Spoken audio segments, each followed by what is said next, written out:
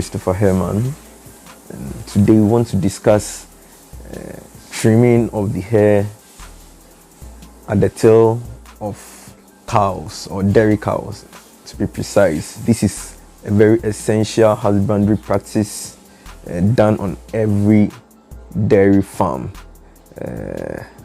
It is more important that on every dairy farm, from time to time, at least twice a year, the hairs on the tail of the cows are shaved. This is because of a number of factors. One of them is it harbors some ectoparasites. When the tail is too hairy or is bushy, it's able to harbor lice, it can harbor tick, and these ectoparasites are very harmful to the health of the animal, as it sucks the blood from the animal, and then gradually we realize that the animal does not become productive and the animal grows lean. So that's one of the main reasons why this husbandry practice is done in dairy farms.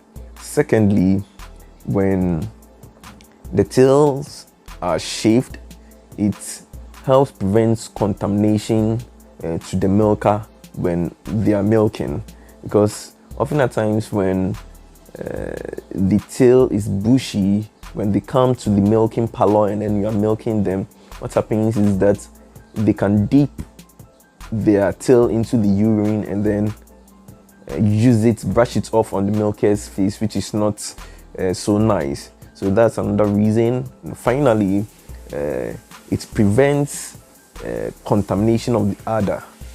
When the tail is too bushy, the cow can easily contaminate, can easily make the udder dirty, and then by so doing, it can cause infection. It can get to the teeth and then cause infection, mastitis, which will also reduce the milk production in cows.